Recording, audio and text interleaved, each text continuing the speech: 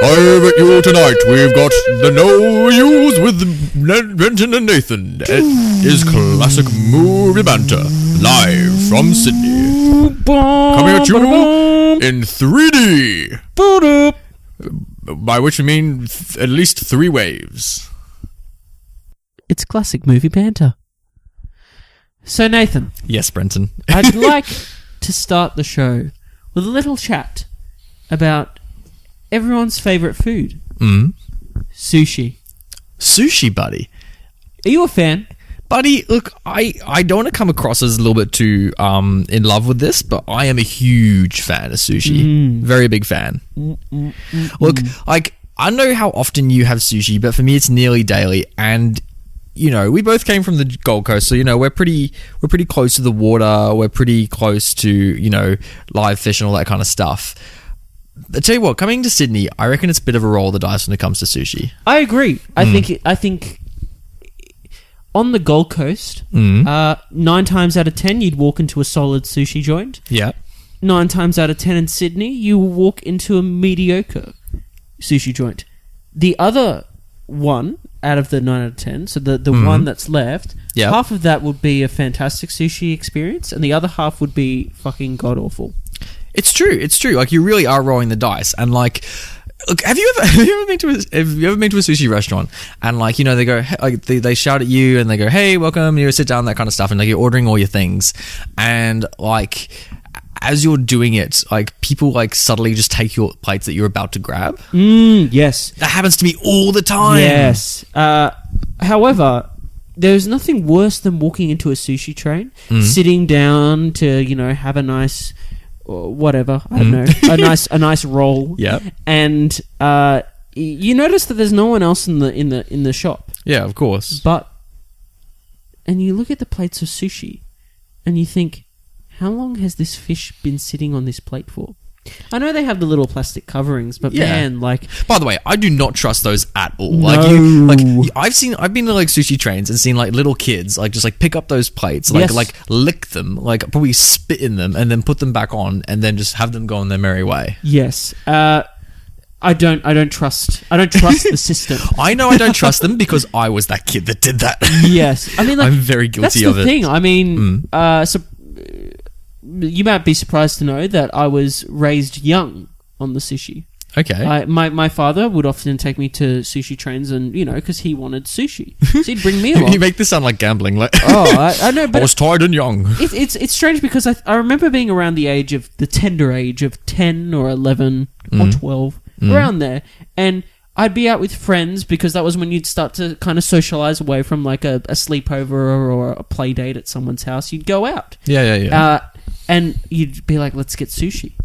And they'd be like, what is this nonsense? And you'd be like... What is this foolery? And it's interesting because although from my understanding, one of my dreams in life is to go to Japan and have the real sushi. Like, you know, proper sashimi, and enjoy all that goodness. It's a beautiful place. I'm sure it'd be a whole new level on the sushi scale. It is. It'd be off the chart. So I can't wait to experience that. But we get the Australian kind of Western version of sushi. It's very different. Like, as someone who's been to Japan and has done it here, like, it is very different. I think with Australian sushi, if you know, our listeners have been to both, they'll probably know the same thing. Like, it's more like, it's more, I don't know how to say, it's more filling, perhaps. Like, and it's also more packed with like rice. Yes. the key ingredients of sushi. Yes. You know, the fish and the seaweed and whatnot. But like, also, like, it's so much more fresh in Japan. I don't know how they cut it, or if there's like all sorts of different vinegars or anything like that involved, but like, it just tastes better. Way better, man. It's like sushi neck level, and I think part of that is due to, from my understanding, like, a lot of chefs say that Japanese knives are some of the best knives in the world. They are. Yeah. And you watch. That's why the fish get brutally cut. That's why. You watch a sashimi chef, and it's just an art. And then you watch an executive chef maybe that would try to do the same. Or just an executive. Yeah. Especially executives, those risky bastards. Trying to cut their fish. Cut a piece of fish. Oh, the bastards! And they massacre it. They do. Bloody network executives, I tell you, cutting all the fish. Oh, what are they doing? What are they doing the to my bastards. barramundi? I know, I tell you. Do you remember we had a primary school teacher who had a barramundi in a fish tank? A year 2 teacher, a male year 2 teacher. I don't want to say the name on the air, but I didn't have this gentleman as my did. core classroom teacher. I was in another year 2 classroom, but you had the fish box. I had the fish classroom, and tell you what, it was a proper tank too. I don't know how he got regulated for it, because you're in this primary school and there's this like massive fucking fish tank just in this. It wasn't like subtly to the side; it was like in the center of the classroom on the back wall, like where this gigantic fish just swimming about. And like I remember just seeing like it every day, thinking, I think I've eaten you, but I was like still too young to register that kind of stuff. Of course. And like as I'd see the fish, I'd be like, I wonder how close we are to eating this thing. And I remember going up to him one day, my teacher, and I'm like, hey, when he gets old, this fish, are you gonna like eat him and make sushi? And he goes, no, Nathan. You know why? Because I'm not Japanese. It's classic movie banter. Classic movie banter. Welcome to Classic Movie Banter, episode number 8. We're 8 for 8. Great mate. Great mate. We're Yeah, 8 for good 8. rate. 8 out of 8, I give. That sushi that I ate. Oh, all right. I love it. How you been going, buddy? Oh, dude, I've been going good. That's good. I've been I'm glad going to hear really that. good. Yeah. Mm-hmm. There's nothing much to report on in that sense. No. It's just things are good. I know things are good for me too. I've been watching some good movies. Oh yeah, that's movies, right. old You movies. finally got up off your ass and actually saw Incredibles 2, didn't you? I did, yeah. and And I you liked enjoyed it. I had a Yeah. good time. It's a good time, isn't it? I don't know where... I think it's as well made, let's say, as the first film. Mm. I thought there was... I was saying to you before, I thought there was a couple pacing issues. Yeah. But... And it was interesting. I also think this film was very intentionally made for adults, and not in the way that Toy Story 3 has like a value to it if you've seen the first 2 stories and were of that generation of children when those movies came out. Yeah. But this was made for adults. Oh, there yeah. are conversations and topics that would go way over kids' head about philosophy, politics. It's like there's words used in this that kids would... It was like the Phantom Menace. It was it was like that scene in the Phantom Menace. I love it. When the politicians are all debating what to do about Naboo. But it wasn't. It So wasn't. many parallels, it wasn't man. So to many that parallels. extent. I love it. It wasn't to that extent, and it wasn't. It didn't have as many racial stereotypes. No, thankfully, God, that would have been terrible if it did. Oh God. But yeah. So no. Speaking of political movies, we saw one this week, didn't we? That we're going to be talking about. We saw one. We saw one, maybe the one. The one, yeah, by the name of Network. Yeah, Release- also known as Network. Released in 1976. 1976. Crikey. So what? 76. 40, 42 years old? There you go. 42. Lord. 42. Oh, that's a whole age right there. Holy shit. Yeah. Pretty cool film, eh? Hey. Should we get into this? Well, first, Brenton, it's your week to pitch me this movie. So I am someone who knows nothing about the film Network. Can you please tell me... Can you pitch me the film Network? I don't know if I can, but I will try. Okay, go for it, buddy. I'm so glad this is not my week to I pitch will it. try. Oh. So I'm just gonna keep it very cryptic because I think you're best going into this having no clue. That's true. So I will say this. Mm-hmm. This is the story. This is the story of one Howard Beale, network anchor, who experiences the highs and lows of a career in network television. Yeah, that's a all pretty I'll good say. summary. That's all I'll say. Yeah. And a satirical exploration of that industry. Yeah, it's a good deconstruction. Yeah. Of the TV industry. And when's this film set, Brenton? Where is it set? No, when? When is it set? I'm pretty sure it's not. I saw a little thing saying 1976. Okay, there you go. So the TV industry in the 70s. Yes. Okay, that's good. I'd take that. I'm not saying any more because I don't think. So I'm watching this movie because I want to see the TV industry in the 70s deconstructed and maybe see what was going on with this guy and his life as a TV anchor. And also, not just his life, but the network itself. Yes. And the people that make up that network and the drama that ensues around creating network television and specifically the news. That is, yeah. You know what? I'm going to spice up the order a little bit this week, Brenton. I'm going to dive straight into title talk. Okay. Because network is probably the most appropriate title for this movie. It's because so perfect. How many times do they say the word network in this film? I have no clue, but it is a lot. It must be in like the tens and tens. Like they say network so many times. And there is no better word for this movie, is there? Because it is exclusively like a haunting portrait of network television, isn't it? Is there any network in network? There's plenty of network in network. Yeah. Even double meaning. Some characters network in network, you know. There's a network of television cables. Some other companies are trying to network with each other. The networking of family dynamics and there's a lot of networking in this. A lot of network, man. Perfect title. Perfect title. No, 100% agree. Oh, well done. Whoever came up with that in the room. Sidley Lament, maybe. Who knows? So So, do you want to lead this? How this non-spoiler discussion on network? Tell me about what you think about this movie. Here we go. Let our listeners know. Here we go. It's happening. Big statements are about to be made. Big statements running out the door. Out of Brenton's mouth right now. 3, 2, 1. Let's go. This is the best movie we have reviewed yet on Classic Movie Banter. Probably. By far. By far. And I would go far as to say, in my opinion, this is one of the best movies ever made. Wow, Brenton. Did you like this movie? I can't really tell, Brenton. This movie is incredible. I would just like to open my Gryffindor notebook. Yeah. Where I so every week when Brenton and I watch these movies together, Brenton has a cute little notebook that has the Gryffindor logo on it. I'd just like you to know that it's not cute. I was sorted into Gryffindor on Pottermore. So let's get serious, Nathan. Oh, okay, fine. I am a Gryffindor, you know? Yeah. Don't patronise the lion. Okay, fine. Yeah, you're a bloody Gryffindor. Congrats, mate. You want a medal? I didn't sound like one then. yeah. Because everyone who's in Gryffindor just walks around Hogwarts going, I'm a fucking Gryffindor, bro. What you gonna do about it, you pleb? But it's a great notebook, and it's a great house. I'm proud to be a member. Shut up. Honest, every bloody Gryffindor is just like, oh yeah, I'm so happy to be But to be honest, I thought I was a Hufflepuff for many years, and then I took the test and had many discussions with friends and other Potter nerds, and concluded that, you know, you do understand this is a fictional house made up into a children's novel, Brenton. That's fine. That's fine. That's again, fine. You believe what you want to believe, but I didn't get. I know I didn't get my letter when I was 11 years old. That's fine. But I can still hope. People can still hope, Nathan. Did you ever, what lengths... Okay, if I ever told you the story about when my letter happened, when I was 11 years old, so I really wanted the letter to go to Hogwarts.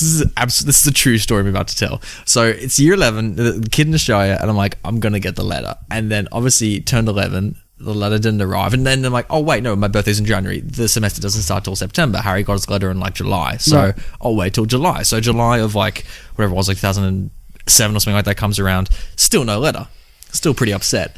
And so I'm like, oh, maybe it's because I'm in Australia, so there are no Australians at Hogwarts. Maybe there's an Australian Hogwarts like they do in America now. There's an American one.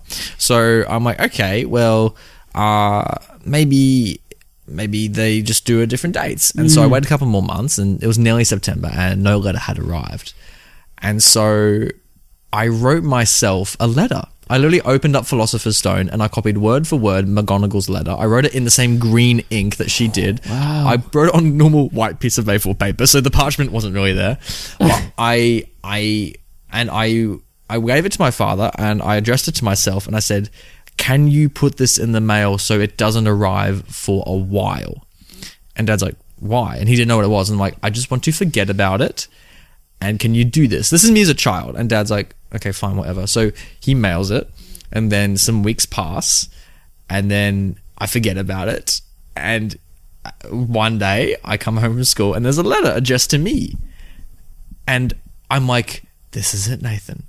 Because in my head, I'm thinking maybe because the Australian wizards can control the mail, they would have seen me try to invite myself and then replace my fake letter with a real letter. And so then I open up the letter and I'm like, oh gosh, and it says, dear Mr. my last name. And I said, you have been kindly invited to Hogwarts School of Witchcraft and Wizardry. And I'm like, oh shit, this is it. And then I'm like, wait a minute, this handwriting doesn't look like McGonagall's. And I'm like, oh no. And then mum and dad are seeing me, and I'm like holding this letter, and like tears are streaming, and like, Nath, what's up? And I'm like, I'm not going to Hogwarts, Mama. Papa, I'm not going to Hogwarts. You realised you were just a sad muggle like the rest of us. I'm a sad muggle trapped in Australia. I'm a sad muggle. Oh no. You're a muggle. I'm a what? You're a muggle? Yeah, sorry, that's not Hagrid. You're a muggle, Nathan. I'm a what? A muggle, and a thumping good one too. But yeah. So back to network. To continue slightly on that tangent for 30 seconds. Back into it. For 30 seconds. Yes. There's an awesome video game that's called Harry Potter Quidditch World Cup. Oh, I'm aware of this. There is an Australian team.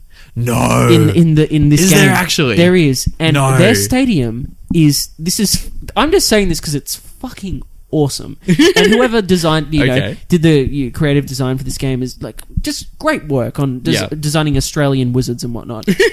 Our stadium for the World Cup is in Uluru. No. Wait, It's is it like inside Uluru. Like inside Uluru. It is an illusion. Like a hollow dome. Yeah, and it's inside Uluru is our stadium, and if you look up, like, it's open sky, and so it's an illusion by Australian wizards. What was cool about it too was the Australian team were, from my memory, mostly Indigenous, and they all had boomerangs as the twigs of the broom. Oh, It no. was fucking awesome. The only thing I remember as a kid thinking, the thing that would just set this over the edge was if the bludgers, the beaters, sorry, not the bludgers, the beaters, if they had boomerangs instead of bats, that would have been awesome. But they didn't; they had regular bats, which made sense. That made sense because of like the rules and stuff. But like, oh my god, my goodness, and it got me thinking about Australian wizards as a kid. Anyway, the reason I brought up Harry Potter and Gryffindor and whatnot is because I have a Gryffindor notebook with my notes for Network. Yes, that we just watched. Yes.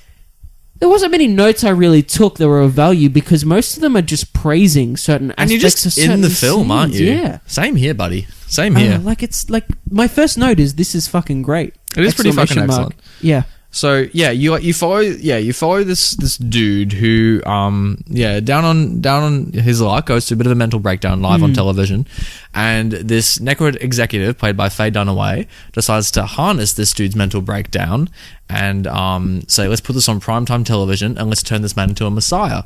And he starts spurting out all these, he's pretty woke, Brenton. He starts dropping all these truth bombs, and it's brilliant. America's loving it, and it shows his rise and his inevitable descent. So it is pretty brilliant. It's pretty brilliant. I was surprised firstly at like the direction of this film. I know nothing about Sidney Lumet, and like God, the framing in this film is outstanding. And very subtle too. Like there's moments that obviously there's certain shots I'm thinking of that are like fantastic shots in this film.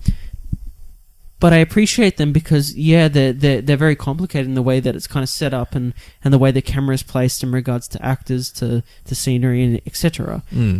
But it's still quite subtle. Like definitely, absolutely, yeah, and like and it's obviously added by the cast. Like Faye Dunaway, God, I don't think I've ever seen any of her work except for the Oscars, and like.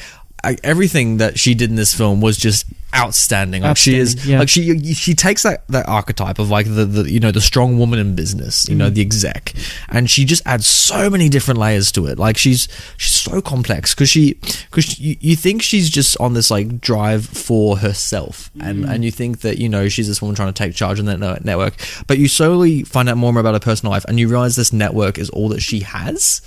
And it's this kind of last desperation for her to find meaning through television, which ties in so heavily to the amount of like themes that run through this film. Like, God, this film just tackles everything, doesn't it? As a great ogre once said, this film has layers. It is no, that's a joke. But good joke, man. Every aspect of this film is just. It is so cohesive and works from a fantastic screenplay to brilliant acting from I'd say every single member of this Robert company Duvall's in it. Everyone. Other people are in it. I can't even say that there's obviously characters that we spend more time with, but this is such an ensemble piece in that regard. Absolutely, especially the wife of Robert Duvall.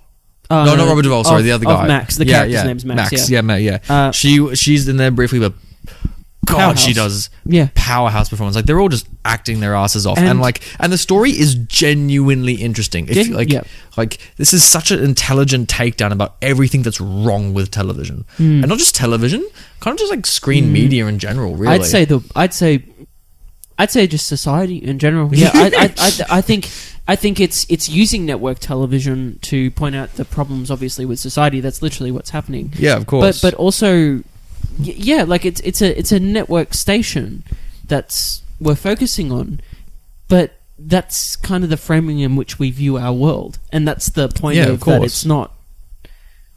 It's not just about the television aspect of it, or the ratings and whatnot. It's about the people and what it all means, I guess. Yeah.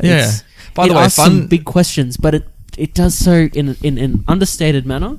And what I appreciate about this film is that it's got so many big ideas. There's so many big words in the screenplay. Big ideas, big film. Big words. This summer. It is so subtle. It is so subtle. It's just so. I disagree with you on that. I don't think the film's subtle with its ideas, because you literally listen to a messiah preach these ideas. True, but when I say subtle, I say this world is presented as a world, and I mean that it's not okay. It's not Brecht. It's not shoving. It's not shoving it down your throat. This is a man that's having, for all we know, is having a mental breakdown. Yeah, he's being naive to all of this. Exactly. Who probably needs to be hospitalized and seeking mental health attention and medical attention, but for some reason he's relatable to society. He is. Maybe it's because we see him just like swear on air, and like he's just like, you really can't tell if he is genuinely crazy or like he's one of the most genius men alive. Like he bounces back. I think he is genuinely insane. I think it is quite cruel that they do continue with, like, if this happened in real life, like firstly this would never happen in real life, but like, well, actually that's a very good point. That's my point. Yeah, now that you say that, yeah. I think the only thing I would say is not subtle about this is that some of the themes, like some of the way the characters speak, because it is still a satire, don't get me wrong. Yeah. But this film could have gone very wrong at many points. The editing could have been held on moments too long. There's a lot of hard cuts in this movie. And the edit, like again, like every aspect is woven together that is brilliant. And there's moments in this film that I really felt about. I felt about basically all of these characters in this film. And given that there's so many of them, that's bloody hell. Like, round of applause for Network on that. Like, God, like. I just want to talk about. Should we just rate this and dive into it? I feel like all I'd say to the audience right now is, go watch this, form your own opinions. There's lots of statements this film makes. Why should you watch this movie though? If it's on Thursday night on Netflix and you just see it pop up, why would you want to watch Network? Because it is an emotional, thought-provoking ride that you will never forget. Oh, okay. That's a good reason. Yeah, I'll probably say the same. Like, I don't know if you'll watch this movie again in your life, but I'd say watch it, because it's. I don't know if it has much rewatchability. I mean, maybe. I don't know. God, I'm going to watch it tomorrow night. I'm going to watch it again. But that's there me. You go. That's me. I think there are definitely a lot of scenes I want to keep rewatching, because there are some just amazing scenes in this movie that we'll mention in spoilers. But like, this is a film for people who. It is bizarrely timely for a film that was made in 1978 or whatever it was, or 76. 76, yeah. Like it says so much about the world today and how worse we've gotten, and it is a complete like messiah on how progress isn't for granted, and how things. We sound so like dour, like we're supposed to be making cracking jokes and that kind of stuff, but this film is so serious that it's hard to like. This film also it's not really that funny. Like, there's humorous moments. There are, but like it's ridiculousness is its humor essentially. Everyone acts very serious in this film, but like it's the satire of it. Yeah. So if you're someone who enjoys intelligent cinema and the pacing is good, so it's actually not that slow, and you also want to see I don't know. If you enjoy The Big Short, this would be a film for you. Or if you enjoy Spotlight, I'd say the film it's most similar to that. Having watched this now, I think it really inspired it is actually Birdman. As in this inspired Birdman. This inspired Birdman. Really? How did you? Really? Yeah, I'd like. Where's that? Because like what you talking about, boy? So I'd say Birdman is covering similar topics, but it is coming from the perspective of theatre rather than television. Of theatre and the acting world as opposed to... Oh, yeah. It is literally... It is so similar that it's, like, uncanny. Imagine if Network was in one take. Like, it wouldn't work. Like, I appreciate this editing so much because... Even though I love Birdman, there's moments in that obviously the pacing goes out the door because there's this really intelligent dialogue and these characters are using big words and emoting big things. But use big words. But we're in this one take and it's... Yeah, like it works. Like it's a ride that doesn't end and it keeps you invested in it. But this is neck level. This is neck level, man. Yeah. Get ready. The film of the summer. Yeah, I'd say this really inspired Birdman for sure. Yeah. Absolutely, yeah. So yeah. If you like these films, then this is 100% for you. So you're giving it a yes? I'm giving it 2 thumbs up. Yep. Oh yeah, I'm giving it a yes too. This is so worth your time. So and probably one of the best films we've done on this show so far. Definitely one of the best films made. Yeah, definitely. It's a good movie as well. A good standalone movie. This is a good movie. You can probably watch privately. I don't know if this is a movie to watch with your friends unless you want a very heated discussion afterwards about the world. I think you watch it with your family maybe. But again, when I say family, it'd probably be more your partner because kids probably shouldn't watch this movie. There's a lot of fucks and shits. Oh yeah, there's nudity. And there's some nipples. Yeah. And there's some nipples. There is some violence as well in the film. Yeah, exactly. Cool. So should we dive into spoilers? Let's dive into spoilers. I'm ready to spoil this. And we're in the pool of spoilers, Brenton. Oh, I'm drowning. Quickly, someone film it. Let's put it on primetime television. No. They'll love it. It'll bump the ratings by 30 points. So, there's a scene that I think most people, if you know anything about Network, you probably associate with this film, and that's the "I'm as mad as hell." Can you please finish that sentence? No. And I'd just like to say that I'm mad as hell, and I'm not. What is it? What is the line? Wait, I wrote it down. I'm not going to take it anymore. That's right. Yeah. I have to say, I love it. Like, it happened in Rocky in the montage sequence. It happened in this one. It happened in moments from Jurassic Park.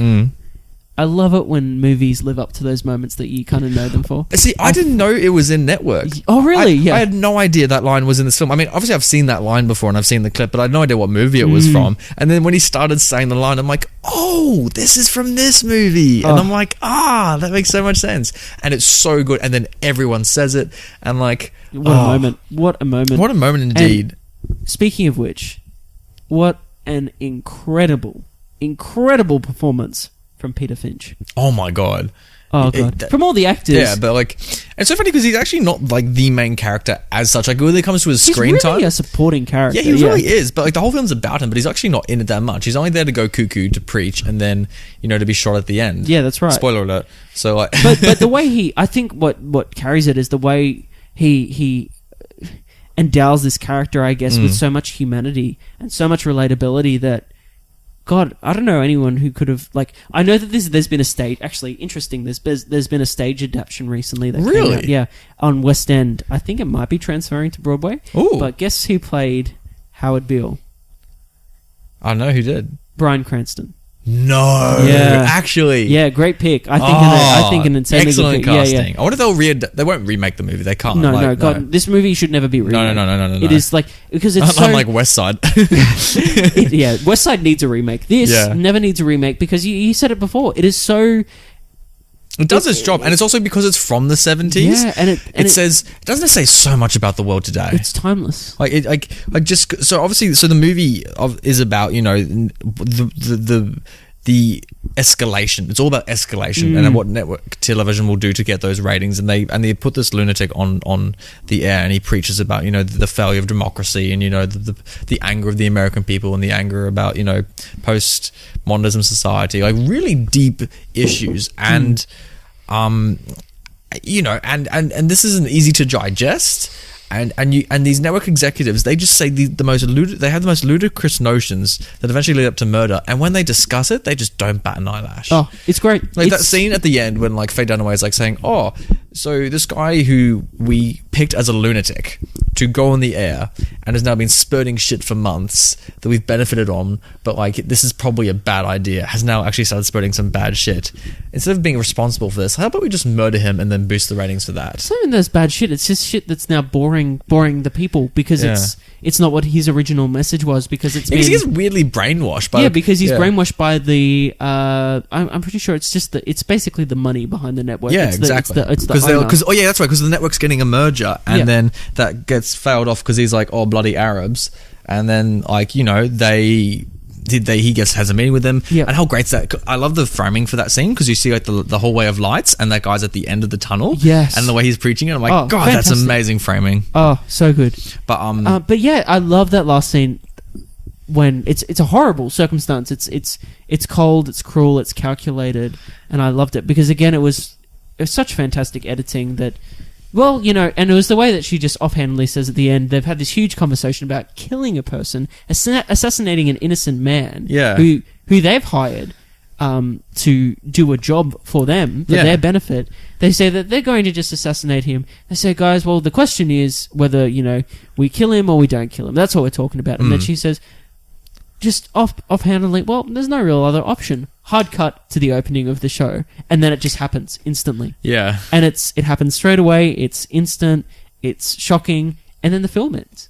Yeah, and that's it. And also love how the film opens and closes with the montage of the network TVs, and also how like it opens with like the man being shot, and then like it's on the news and the man has been killed, and as that's going, there's a commercial of just for like food in the corner, and it's slowly being replaced by commercials, and how we're all becoming commercialized and that kind of stuff. Yeah, and like how there's little children playing with toys, I think, in one of the commercials, and the juxtaposition of a dead person that's been brutally murdered on primetime television. In the screen under them. Oh, it's just the escalation of screen media. Like it's so hard to make this episode comedic for you listeners because it's such heavy topics that and great themes that are worth discussing, and just and also like, I wrote down like some of the stuff that he was talking about. So what's his name again? The guy preacher, the Messiah, Howard Beale. Thank you, Howard. So I'm bad with names. If you haven't caught on by now, you should. I'm bad. So Howard, like the things he talks about is the Arabs' oil prices, and the CIA reading all the mail, and I'm like, that's still happening today. This film's like 40 years old, and like Arab prices or oil prices are still a major issue with the world, as is the CIA inviting privacy. Now, I love how in the 70s the CIA reading mail, everyone's like, oh gosh, CIA reading mail. Like, imagine what they would have thought on the scale of today of the NSA and all that kind of stuff. It's asking big questions. Yeah, that is like you said, it's still relevant. It's amazing. This film's pre-Snowden and like pre-Trump, and yet that escalation of the media has just like this film is a herald, if anything. Like, it's so ironic that like this film's about the Messiah preaching, and yet this film itself is a Messiah preaching what did come, what did arrive. So it's oh god, man, it's biblical, this film. Sydney, is Sydney Lament Jesus? is Faye Dunaway Mary Magdalene? There we are. The comedy's coming back. There we go. Thank God, we're back in the boat. But speaking of comedy, I did like that relationship between Faye Dunaway and the other guy, Max, who I have to look. I've got to give a shout out to him as well. William Holden played Max Schumacher. In terms of like, not that really awards and stuff matters, but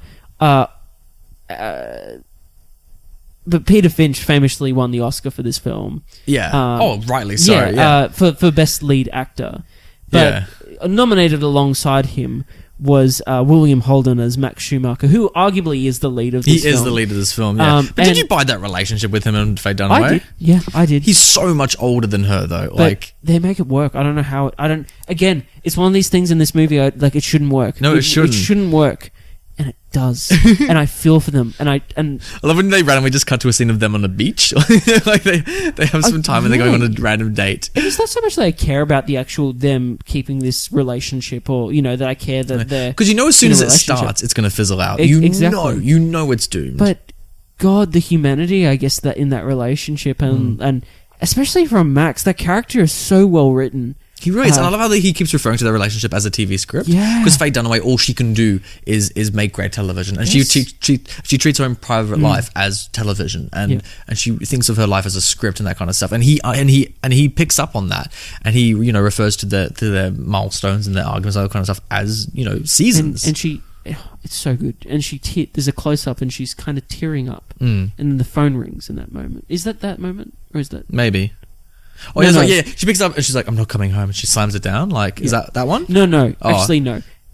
This is the scene where he finally walks out and she's just sitting at like a dresser or something. Oh, yeah. And she just takes it all and it's probably her most human moment. And then she just continues. Because his point is basically like this career, like it's making you, it's who you are, but it's going to kill you. Like it's going to like destroy you. And it almost does, like, because it's funny because she comes out on top. I think it will at some point. Like she is a murderer.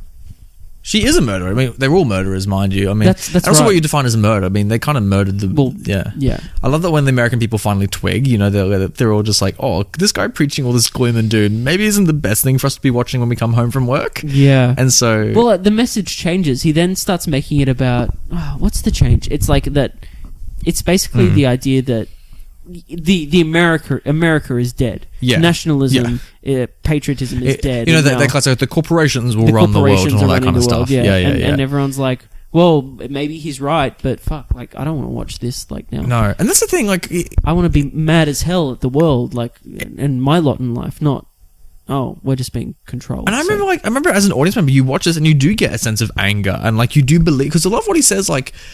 It's not entirely egregious, like he comes from a very sound argument. I mean, I don't think I am as cynical as him when it comes to my view on the world, me personally as a viewer. But absolutely, I mean, when people were shouting their head, there's a great scene, by the way, when they're all like, all the people are shouting their heads out the window and they're all saying, I'm mad as hell. And, when the girls are just looking out and just seeing the whole city light up with all these people yelling. Like, I felt like it would have been a great thing to join them and actually just shout, I feel like today, like, people don't shout as much as they should. Yeah. When it's that awesome scene where he goes off the set and the cameras follow him and he's telling them, open the windows, like, yell out. Turn the TV off. Like, It's fantastic acting. Like, that acting is so good in the sense that it's something that, again, that you should go, that's a madman, but you feel like you relate to it. Like, you're right. It shouldn't work, but it does. I have to talk as well in terms of performances about the shortest screen time ever for a performer to win an Oscar for. Oh yeah, can I give some backstory on this before you do that? Because because we watched this one scene where the way he meets his wife and he breaks the news to her about this affair he's been having with Faye Dunaway. So good. And I remember sitting there and you watch this woman and it starts very slow and very subtle. And because she's receiving the news, and she's sitting there like, okay, my husband's having an affair, and she says, do you love her? And he can't say it. He can't say the words. And then as soon as he does, she snaps, and she just escalates. Well, it's the fact that he won't. He says that he's just infatuated with her. Yeah, basically. And he says, I have nothing to say, and she just goes on this long monologue about the role of the woman in the household and how she's been with him for 25 years, and what about her struggles? It is insanely similar to in Fences when Viola Davis is going, what about me, Troy? Haven't I got dreams too? It's exactly like that scene. And that's how you win an Oscar. Because I turned to Brenton afterwards and I'm like, because we were sitting next to each other, I'm like, wow, like what a scene. And then you're like, yeah, shortest performance to ever win an Oscar. Yeah. It's a great acceptance speech too, if you ever look it up. Oh, what'd you say? I think it's something along the lines of that, like, hey, I'm mad as hell. No, because she wasn't really a household name in terms of an actor. She was like, if you look at like the billing, let's say, like the cast list, she's pretty far down the list. Like, she's not a... But she won an Oscar for it. But mind you, she did a damn good job. I think she says in the speech, like, she turned up for a few days of work. Like, it was a small... minute Oscar. It's a featured role. Like, yeah, and so it was basically like, you never know what's going to happen. Like, just rock up and do your work. And same thing with Judi Dench. Like, yeah. But what I'll say about her as well is that what I appreciate about that scene is... Again, like, there's so many great scenes in this movie, but that scene in particular, in the sense that, like, you're right, it gets to that point. She's saying all this stuff about the household and whatnot, and then she says, say something to him. He says, I've got nothing to say, and then he goes and is very mundane. Like, he's taken in what she said, But he's very flippant with his response, and then he goes and sits down and says some things. And then the scene, and she kind of takes that, and then he hugs her. She says, it'll be very hard for me to, like, lose you. Like, it's not going to just end here. And the scene, her kind of roller coaster through the scene is exactly that, as a roller coaster. It's not just a tantrum scene. It's not just oh, this is so horrible, what about me? It's more than that. It goes everywhere. It's so real. Like, it's crazy. It is really you can real, have such a confrontation, have someone be so kind of blatant and kind of like, yeah, well, in response to that, and then to kind of end this scene in No Man's Land where, like, I think she smiles at the end of this scene. Like, yeah. Great acting, God, great it's so writing. good. And nothing is really resolved in this film. You never know if he gets back with the wife. You never know, like, what the consequence of the murder is. You never know, like, what that whole terrorist group subplot was. For some reason, they partnered with a terrorist group and put it on primetime television. It's just such a. It's on paper, it sounds like such a bonkers film, but, like, it's just so insightful as to everything that's just wrong with television and just our reliance on it. Also, like, he keeps saying, like, this isn't the truth, TV isn't the truth, and, you know, and now that we now, and by the way, people don't consider, you know, the world post-truth until, like, kind of when Trump rocked about, you know, how we live in, like, a post-truth world, you know, all that kind of stuff with fake news. Like, here's a guy preaching about fake news in 1976, you know what I mean? Like, it's just so timely. I wish more people had watched this film today, to see that, you know, people think that, you know, this era of lies and deceit in the media is such like a new phenomenon, but it's been going on for decades, you know? Exactly. It's like this film kind of argues that it's part of, like, the human condition. That, like... Yeah, the lying and the propaganda has always been intrinsic to society, and before, you know, the media, it came from the government itself, so it'll always be a part of... You know, there'll always be news with agenda and those who inflict that agenda, so... Yeah, it's... God. So good. So good. Just such a good film. It's just one of those films I remember when the credits started rolling, you and I just both looked at each other and were like, man, because we couldn't say anything yet because we saved it for this podcast. Exactly, but I remember thinking, like, damn. There was scenes you feel like you've grown after this, you know what I mean? There were scenes that I had to turn to you and just say, God damn. that scene, like, holy crap. Like, because there are, like, the scenes and, like, but the whole product is so cohesive as well that, it blows my mind. It blows my mind that this movie exists, and I hadn't seen it before. I can't believe I haven't seen it either. Yeah. It is definitely one of the greats. It's always been on my to watch list because my older sister loves it and was always telling me to watch it and saying that I'd love it, and she was right. She's always right. If you've listened to this podcast for 8 episodes and you haven't watched any of our films yet, like, and you're wondering, oh, which one should I do first?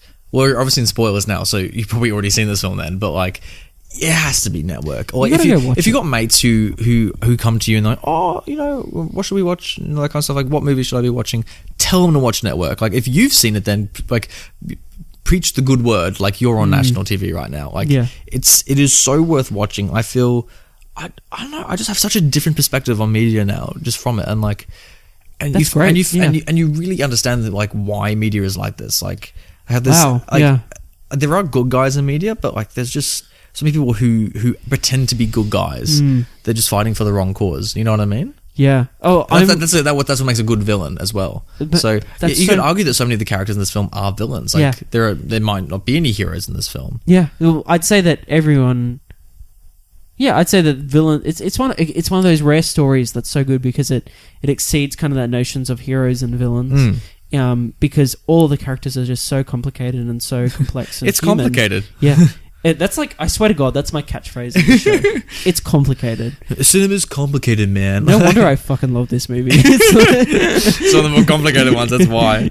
Oh, God. But yeah, I'm really happy for you that you, like, had such a, I guess, profound experience on watching this then and got a lot out of, and this kind of influenced maybe your view on the world, and I did. That's special, yeah. Yeah. Wow. And, like, I mean, you know, I was thinking during the film which two characters should have kissed Brenton during this film, and it was a pretty clear answer that came to mind. Have you got an answer as well? No. Okay. Well, one of them's obviously Faye Dunaway because she's one half of the kiss. Yeah, I like that she also was like the one pushing the relationship, like in the office, because normally like in films like this in the 70s, it's always like the old office man with the thriving career is the one hitting on the young woman in the office, and they're all sleeping together and all that kind of stuff. But like she was the one really pushing it. She's like, I'm not free tonight. Let's do dinner. I'll take you to dinner. Like she was really the one driving the wheels.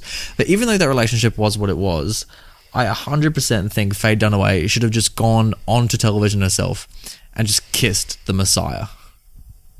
Howard Beale. Yeah. Yeah. I think what should happen is that she's like, oh gosh, the ratings are just so low. There's only one more thing left to do to try and spike it. And she should just run onto that TV as the show was starting. She's shoving away the gypsy and the one that has like what's behind the closet, and just shove them all out of the way. And then she just grabs him and just gives him a big smooch on air. That's what would have boosted the ratings. I think it would have been interesting if... I'm trying to remember if there was a moment where Max actually kissed his wife. Yeah, because you didn't kiss Faye off a fair bit, but no. No, so like it'd be interesting to see the it would be interesting if they did kiss, because he hugs her before he walks out, but he doesn't kiss her. Yeah, and that's fine. That's kind of appropriate for that moment. But like, she's in a scene earlier before when she's looking for Howard. I'm trying to remember if they kiss, like when she like kisses him awake or something. But God, yeah, that'd be really cool to like see like just how that relationship evolves. Again, like we don't know where it goes. We just don't. We're just lost from the start. Like I love that scene. I love that scene at the start where he starts saying on TV he's going to kill himself, and you think that's like the main question of the film, where he's like, oh, is he going to kill himself? And all the news people in the room aren't noticing what he's saying on television because they're all so fucking bored of the news. Yeah, until like probably it's like a big delayed response. Yeah, I know. Like, you hear what he said? No. Yeah, everyone's like having meetings like, oh wait, did you actually say this? It's like, I also love they use like real like networks as well, like ABC and all that kind of stuff. How did they get the? Yeah, I know they got permission from this. Like, what the? Oh. Maybe Robert Duvall just like personally went around to all the networks. He's like, hey guys, I'm Robert Duvall. Robert Duvall. It's so funny how he's aged in the sense that like he was always balding. Yeah, and he must be not that old in this film. Like, and yet he looks like it looks identical to him now, obviously, but like he's just gained wrinkles. Yeah, like it's strange. Yeah, that's the like thing. It's weird. You'll see him in The Judge, and he won't. He'll. I've never seen The Judge, but I really want to watch it because apparently it's great. But yeah. Well, you know what? I haven't seen much of Robert Duvall. He's also in Apocalypse Now, isn't he? Or like he's in one of those films, isn't he? Like he is in. Here you go. Here's a Robert Duvall film. Oh, here we go. Kicking and Screaming with Will Ferrell. I do not know what that film is. It is a film. What's Kicking and Screaming? It's a film starring Will Ferrell, whose father is Robert Duvall. Okay. And he decides to coach. Will Ferrell decides to coach his son's soccer team, but Robert Duvall, his own father, who has a new wife, who has a son. They have a son that's the same age as his son's son, is also coaching his son against his own son. Really? This sounds like Daddy's Home. Like yeah, it's something like that. It's a what do you, oh yeah. It's like it's such a strange movie, but it's I remember watching as a kid and having a fun old time. So there you go, Robert Duvall. Oh, there you go. Yeah. Okay, interesting. Very, very interesting. So, no, I'm glad you talk up that movie, Brenton. I'm sure all of our listeners are now going to watch that instead of Network. And instead of The Judge. Like yeah. Robert Duvall's best work was definitely in Kicking and Screaming. Yeah, for sure. Yeah. Absolutely, man. Like, didn't he win an Academy Award for something else? He should have won it for Kicking and Screaming. Were you kicking and screaming after you saw that film? I was after this film. I was just in a stunned euphoria. I was just like, oh god, you were ready to Network. Oh, so ready. Hey, Brenton. Hello, Nathan. Let's look at this film's poster. Okay. All right. Yeah. What do you think of this poster? This is obviously a very 70s poster. Play along, audience. Google Network poster and see how they did it. Because as you know, we love a good poster, and I'm liking the yellow theme we got going on here. Prepare yourself for a perfectly outrageous motion picture. What's that supposed to be? Is that like an atom bomb of a cloud or something like that? Like, I think so. And then it's like buildings, right? So it's maybe, yeah.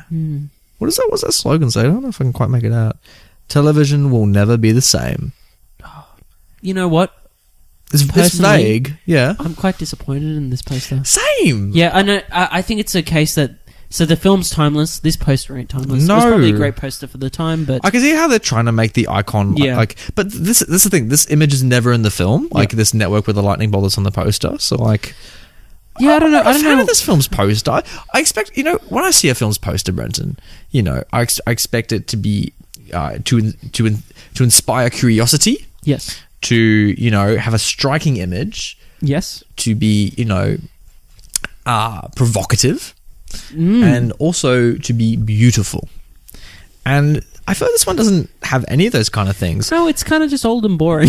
No, it really does come across as old and boring. And for a film that's so timely and new, I really think that's a mistake. That's a real shame. Yeah. What's if you don't mind me asking, can we look up the re-release poster, like if there's a DVD poster? If there is a let me see. Network. Do you know what you'd like to have this poster look like? Not really. I don't know. I think. What's the Truman Show? The Truman Show's poster's like the TV, and he's in the TV, right? It's like because I was thinking of that, and I was like, "Oh, Truman Show did that already." Yeah, maybe. I swear to God, there's one with like the characters. I don't think so. Let's put network DVD. Why is Star Wars? You type in network poster in Star Wars comes up number one. I feel like Star Wars is just the answer for everything, really. Yeah, this is the one. Here we go. Yeah. I mean, it's okay. It's just the characters. It still doesn't do anything for it. It looks like those early 2000s posters. It's just like it shows you nothing about the movie. Like it probably is exactly. Like Dolby Surround Sound re-release on DVD. Dolby Atmos Network. Here's all the characters' faces. Now in high def, you can see the bead of sweats on their faces as they're doing networks. I think a good poster for this film maybe should have been just him preaching. Yeah, maybe I agree. Maybe like him with the spotlight on him. Yeah, with that fake kind of stained glass that's behind him on his show. Yeah. That's it. Yeah, that would have been a good one. That would have been an excellent one. I would have loved that. Yeah. Okay, we've done it, Brenton. We've made a better film's poster. Give me some skin. Yes. Ow! All right. Ow. I think we did a good job there with the posters. Why not? But I think that's enough from us. Have you heard enough from us? For sure. We talk way too much on this podcast. We do, but in this case, we should just like we said what we needed to say. Go watch this fucking movie, and experience it yourself. So I want to know what other people are thinking. Oh, do you specifically? Critics. What are they saying? What are they saying, Brenton? What are they saying? Bloody critics. All right, well, critics live in a tomato farm where there's a bunch of rotten ones. Oh, my God. It's called Rotten Tomatoes. Gross. And critics have given this film a score of 92%. Should be 95, dude. Should be higher. Yeah. That's all right, but... it's pretty good. Audience gave it 93%, so it's... Audience, what you're doing. It's universally loved.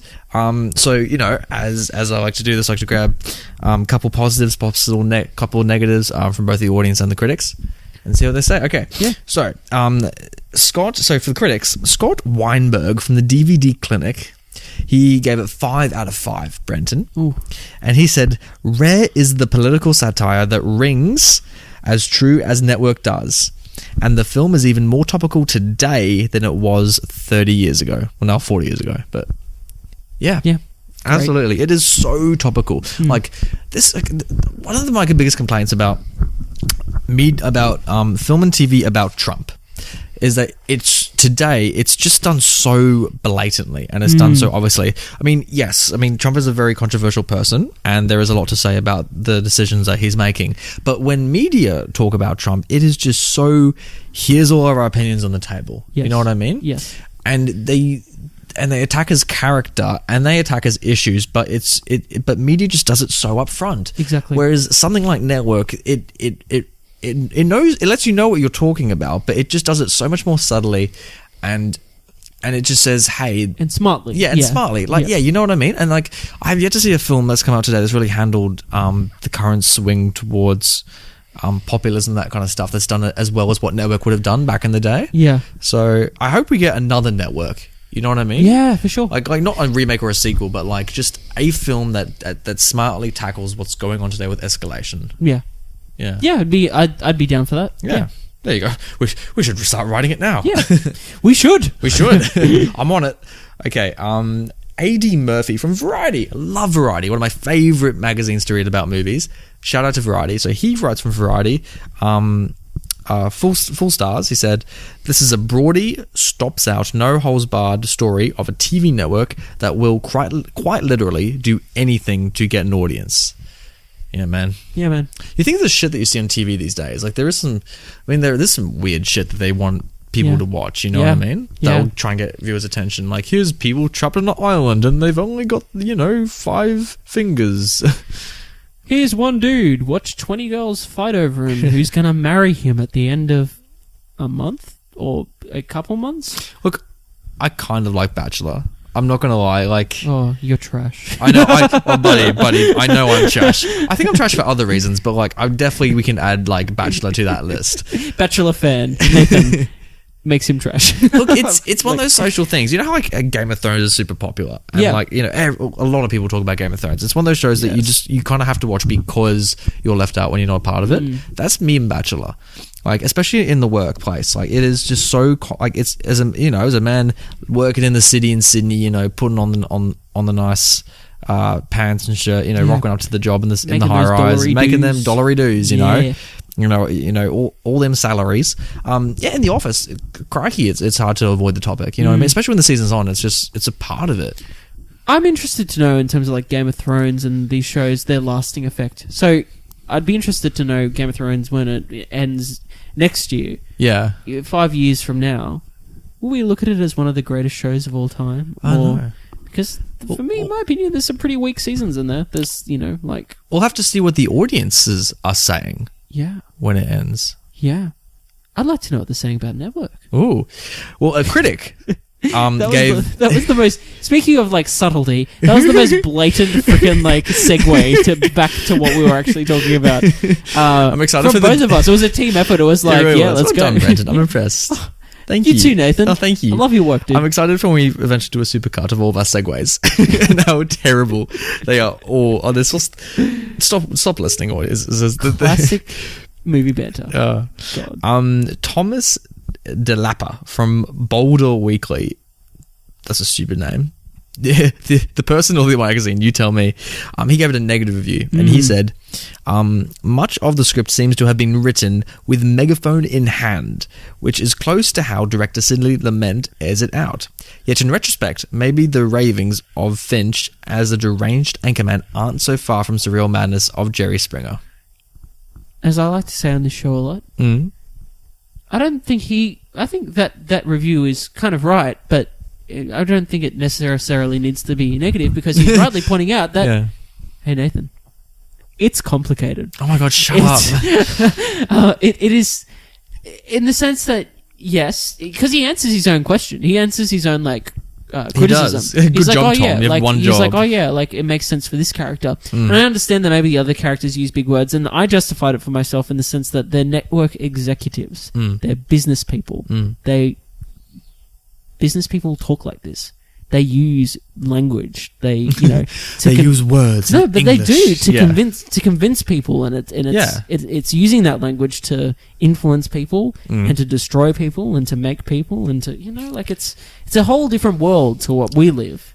But it's the world. I swear we sound like preachers this episode, Brenton. I know, like it's inevitable when you're talking about stuff like this. You're just part of it. I'm mad as hell. What is that voice you're doing for it? I love it too much. It's like I'm mad as hell. I can't even do it. It's not a. It's not even like a imitation. It's just like my own like way of. It's like my. It's showing my adoration for that line. It's like, but I think now I'm thinking of that voice I'm doing. I'm mad as hell. It's my, I'm a fire in my laser. It's that. Do you remember that video? Holy crap! You're on a meme stroll today. I know. Like, let's not get into it. Let's just keep going with what the critics are saying. Chris Petit from Time Out magazine. Chris Petit. This genuinely is. Look at this fucker's name. Chris Petit from Time Out magazine. But it's spelled Chris Petit.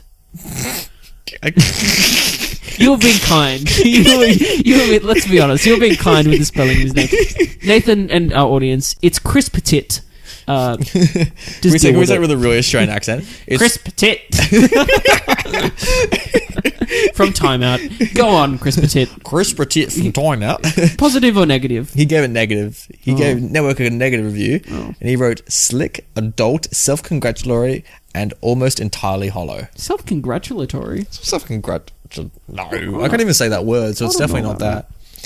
Look, sorry, Chris, but your name's stupid, as is your review. Okay, the audience is Keenan W gave it 5 stars, and Keenan wrote, reading the historical writings of critics with negative reviews, they clearly lacked the vision to see that Fox News and Donald Trump would one day make this outrageous plot an everyday reality.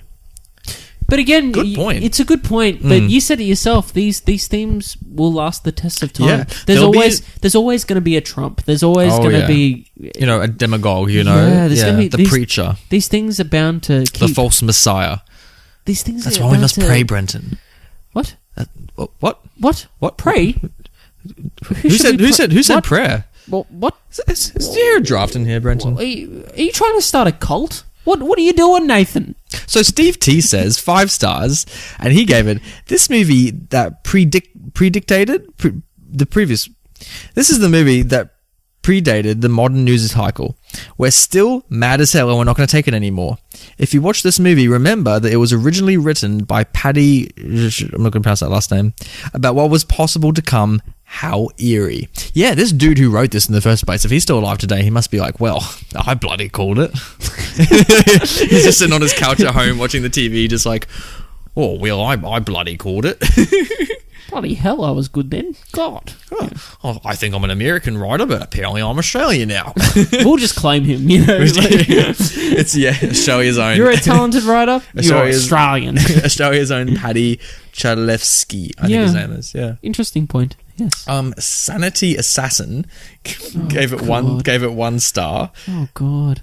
And they wrote, it must have got low ratings. We should liberate the unthinking audience by assassinating the production team behind it.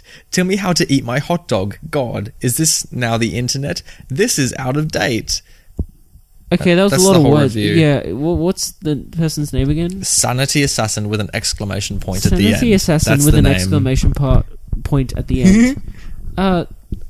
Don't incite violence. Don't incite assassinating people. That's what the film's trying to tell you not to do. You're watching this all wrong. Don't do that. You don't have to incite violence to change the world. You don't. But a network, clearly you do, apparently. Jesus Christ. Oh no, turn off your television. Turn off your Netflix. Turn off this podcast in the middle of my sentence right now. Go to a window and tell them how you're mad as hell and you're not going to take it anymore. I'm not going to take it anymore. Get out of me swamp.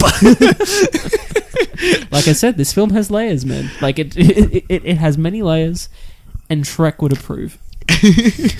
Peter B gave it 3 stars, the last of our audience members, and he elegantly just wrote, maybe it was good in 1975. Firstly, this film didn't come out in 1975. It was 1976. Peter. But Peter, you do you. That's fine. That's fine, buddy. You gave it 3 stars. You know what? Maybe it was good in 1975 because it would have just been a script. So maybe it was just good then.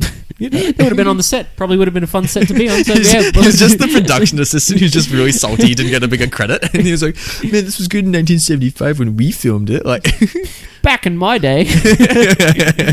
Yeah. Anyway, that was what the critics were saying. That is what they were saying. Yeah. I think we finally heard what they were saying. Yeah. Okay, so that's Network. That was a blast. Because we only just finished it like an hour ago. Like it's like we literally finished it, then pressed start and record. So like it's so fresh in my head. I think it's gonna be one of those films that really grow. Yeah. Like the more you think about it, the more you love. I'm in this state where I can literally feel my brain processing it. Yeah, like literally. I feel the cells, man. Like I the think I need to go to the celluloids. hospital. It's either that or I need to go to the hospital. Like I can feel something no, you have to moving around in there. call the ambulance, quick! Oh, 911. Are you going to collapse on stage? Uh-huh. Who was that goofy? Maybe. Anyway, Network. Go watch it. Go watch it. Good time. Great time. Great time. That's classic movie banter. Well, I had fun. Did you have fun? What did we learn today, kids? We learned to turn off your TV.